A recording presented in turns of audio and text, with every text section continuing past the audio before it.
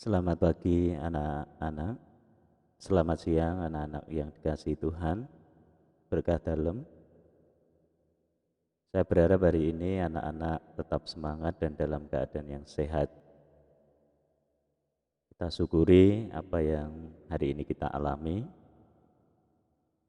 dan semoga semangat ini bisa kita manfaatkan, bisa kita pakai untuk melayani siapapun yang ada di sekitar kita.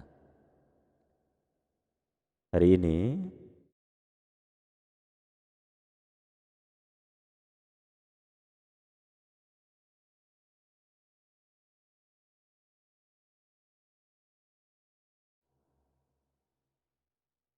kompetensi dasar 1.1, menghayati bahwa tindakan Allah menyelamatkan semua orang itu perlu ditanggapi dengan beriman dan beragama. 2.1, bersikap taat dalam menjalankan hidup beriman dan beragama sebagai tanggapan atas iman akan Allah yang menyelamatkan semua orang itu. 3.1, menggali informasi tentang paham Allah yang senantiasa berusaha menyelamatkan semua orang. 4.1, menyusun doa permohonan demi kerukunan hidup beragama di Indonesia. Itulah kompetensi dasar untuk materi pembelajaran yang kedua.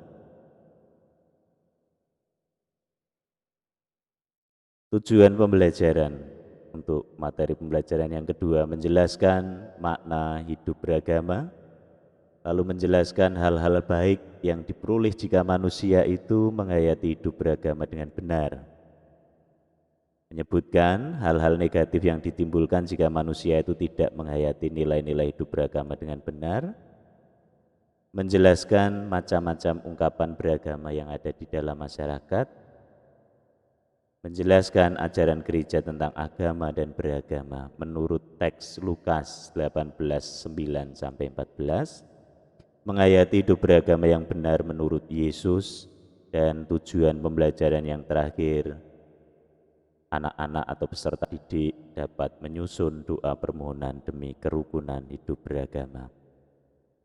Sebelumnya anak-anak, sebelum bicara soal beragama sebagai tanggapan atas karya keselamatan Allah bagi manusia, perlu kita ingat bahwa pelajaran minggu yang lalu,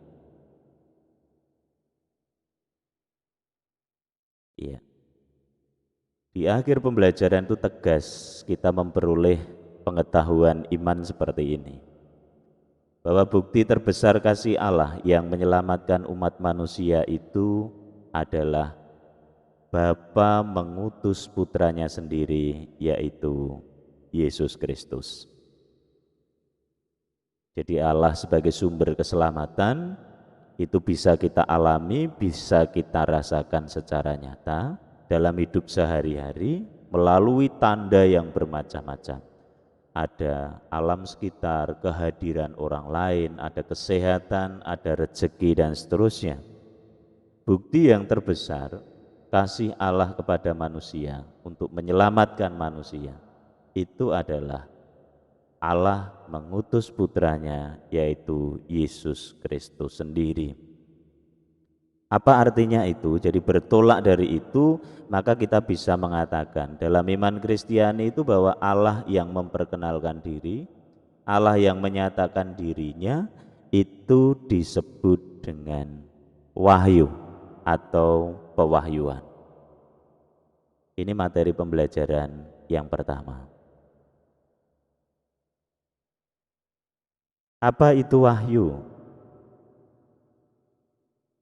Wahyu adalah pernyataan diri Allah, Allah yang menawarkan kasih-Nya, Allah yang memperkenalkan dirinya dan memberikan dirinya melalui Yesus Kristus. Maka Yesus itu dalam iman Katolik disebut sebagai puncak pewahyuan Allah. Di pelajaran pertama disinggung bahwa Yesus itu adalah tanda agung, tanda yang terbesar. Atau dengan kata lain, Yesus itu adalah puncak pewahyuan Allah. Mengapa kita harus bicara wahyu terlebih dahulu? Karena kita tidak akan bicara beragama, kita tidak akan bicara iman tanpa bicara wahyu terlebih dahulu. Jadi ketika kita bicara iman Kristiani, itu maka kita bicara pertama kali adalah Allah yang mewahyukan diri. Allah yang memperkenalkan dirinya, Allah yang menawarkan kasihnya kepada manusia. Dan itulah yang disebut wahyu, yang puncaknya terjadi di dalam Yesus Kristus putranya itu. Lalu bagaimana hubungannya? Tentu saja kita bicara wahyu terlebih dahulu. Maka barulah kita bicara wahyu itu tidak ada gunanya atau akan sia-sia jika tidak ditanggapi. Maka wahyu selalu terkait dengan tanggapan manusia. Sebab jika wahyu itu tidak ditanggapi, maka wahyu itu juga akan sia-sia. Sebaliknya manusia tidak akan menanggapi jika tidak ada pewahyuan. Maka tanggapan inilah yang disebut dengan beriman atau iman. Jadi tanggapan manusia atas wahyu Allah yang menawarkan kasihnya itulah yang disebut iman. Sekali lagi saya katakan, kita tidak akan bicara iman tanpa bicara wahyu. Tetapi kita bicara wahyu kalau tidak ada tanggapan, maka wahyu akan sia-sia. Berikutnya kita akan bicara agama. Disinilah posisi agama. Semua terkait dengan wahyu dan iman. Maka agama itu terkait dengan wahyu dan iman karena agama adalah ungkapan. Jadi kalau iman itu adalah tanggapan, agama adalah ungkapan iman kepada Allah itu. Jadi tanggapan atau ungkapan atau penyerahan iman kepada Allah itu lalu diungkapkan melalui agama. Maka tegas ketika kita bicara agama, di dalam agama di sana pasti ada Allah. Jadi bicara agama bukan berarti agama berdiri sendiri, tetapi bicara agama, di dalam agama itu kalau kita buka, maka di dalamnya adalah Allah yang diperkenalkan kepada kita, Allah sebagai pencipta, Allah sebagai penyelenggara, dan Allah itu tujuan dari hidup manusia. Jadi sekali lagi, ketika kita bicara agama, maka di dalam agama itu ada apa? Ada Allah. Allah yang diperkenalkan kepada kita sebagai pencipta, penyelenggara, dan tujuan hidup manusia. Maka melalui agama, kepercayaan kepada Allah, penyerahan diri kepada Allah, tanggapan kepada Allah atau iman kepada Allah itu diungkapkan secara khas. Maka di dalam buku anak-anak, di dalam pertanyaan anak-anak, dan di dalam jawaban yang sudah ditemukan, pastinya anak-anak menemukan unsur pada agama-agama yang ada, yang khas itu. Jadi melalui agama, iman diungkapkan secara khas. Maka di Indonesia kemudian itu terdapat ungkapan yang khas dari beberapa agama, yang unsur-unsurnya bisa kita lihat khas juga. Di sana ada jemaat, ada tradisi, ada ibadat yang masing-masing agama itu juga secara khas. Ada juga tempat ibadah yang masing-masing agama itu juga khas. Dan petugas ibadat di masing-masing agama itu juga secara khas.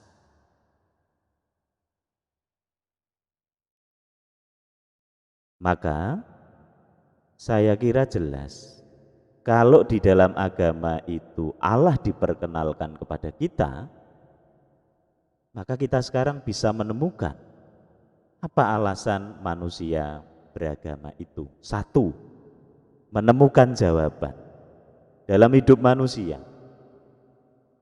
Walaupun serba kecukupan, kita sehat, tetapi pertanyaan ini selalu muncul dan pertanyaan ini membutuhkan jawaban yang pasti, jawaban yang meyakinkan, jawaban yang final.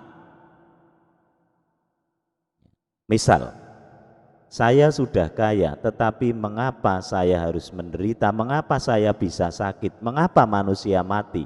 Dari mana asal hidup manusia ini? Ini pertanyaan yang jawabannya tidak bisa ditemukan pada harta, pada rekreasi, pada kepemilikan kemampuan yang lain. Tetapi jawaban final dari pertanyaan manusia ini adalah Allah. Dari mana asal hidup manusia? Allah.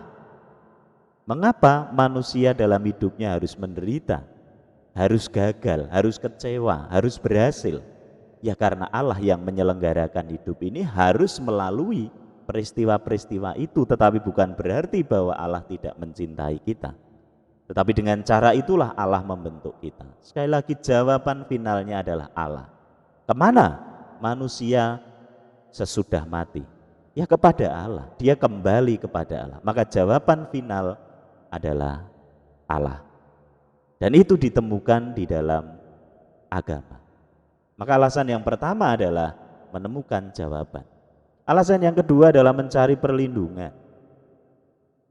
Manusia memiliki perlindungan yang dianggap itu sudah bisa membentengi dirinya dari segala bahaya. Tetapi ada kalanya, saya tidak usah menyebutkan contoh, ada kalanya bahwa manusia itu tidak berdaya.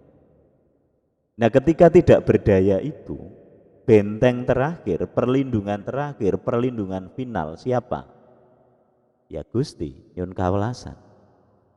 Tuhan, kasihanilah kami, kasihanilah aku. Maka perlindungan yang paling kokoh, final, tidak ada tandingan itu adalah Allah, dan itu ditemukan di dalam agama. Alasan yang ketiga adalah meneguhkan tata nilai. Manusia itu hidup dengan orang lain. Di lingkup manapun, tidak bisa manusia hidup sendiri. Namanya manusia makhluk sosial, maka butuh dan dibutuhkan orang lain. Dalam relasi itulah kemudian manusia memperjuangkan atau meyakini ada nilai-nilai tertentu yang sifatnya membangun, tetapi ada nilai-nilai yang sifatnya merusak. Maka melalui agama, nilai-nilai yang sifatnya membangun ini kemudian dihayati sebagai kehendak Allah, ajaran Allah. Sedangkan yang jahat itu dianggap berlawanan dengan kehendak Allah. Maka nilai-nilai yang diperjuangkan dalam hidup bersama itu kemudian diteguhkan oleh ajaran Allah itu sendiri.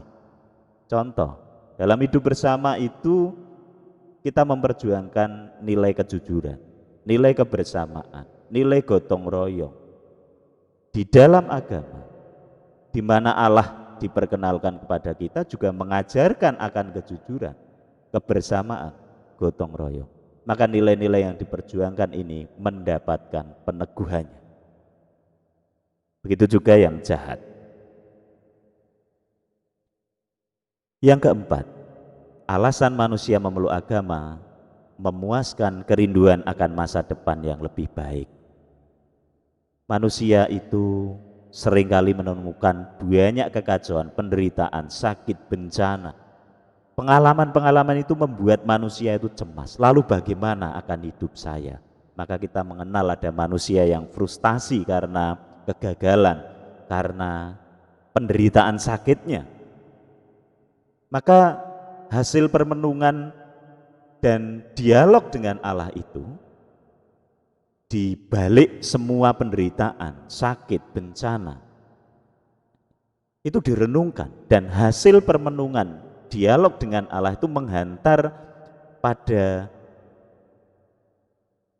satu pemahaman, satu kesadaran bahwa Allah menjanjikan harapan, dan itu sifatnya pasti. Kehidupan yang tidak ada penderitaan lagi, kehidupan yang tidak ada sakit penyakit lagi, kehidupan yang tidak ada bencana lagi. Dan maka dari itulah manusia beragama itu kemudian mengenal yang disebut sebagai surga. Itulah masa depan, itulah kerinduan akan masa depan yang lebih baik sebagai orang yang beragama. Allah menjanjikan itu.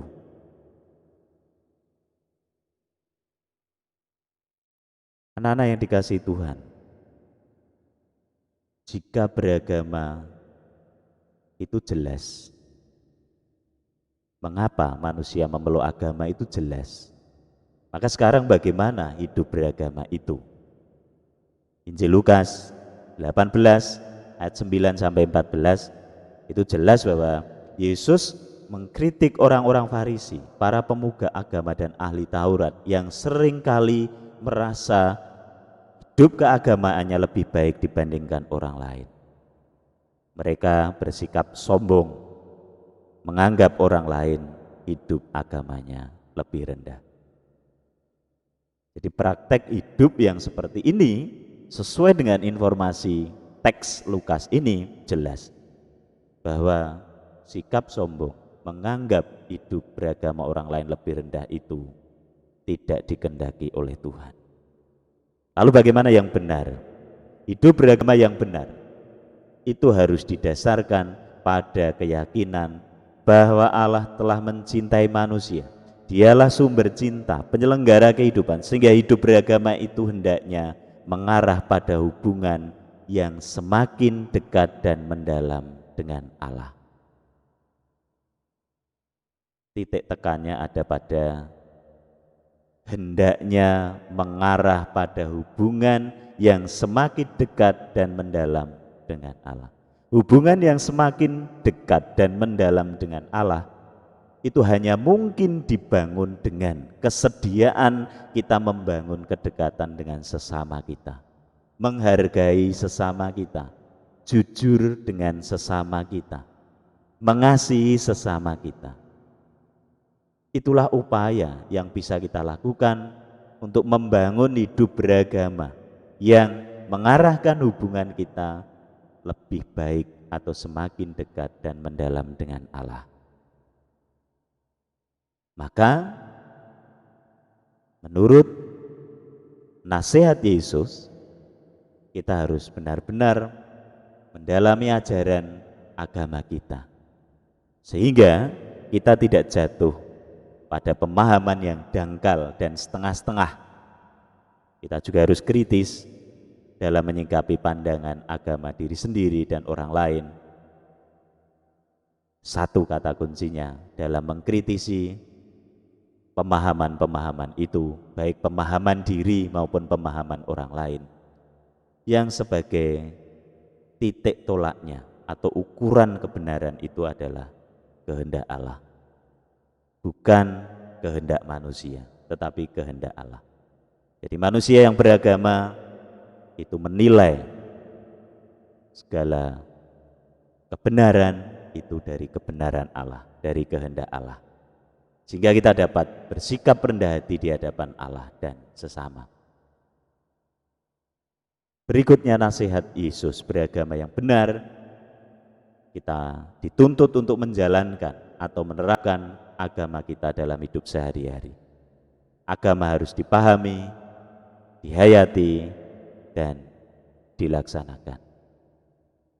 Dengan kata lain, bahwa agama harus sebagai pedoman di dalam hidup dimanapun kita berada, apapun profesi kita. Demikian yang bisa saya sampaikan. Mudah-mudahan penjelasan ini bisa melengkapi hasil belajar dari lembar kerja yang sudah saya berikan. Tetap sehat, tetap semangat, Tuhan memberkati dan berkah dalam.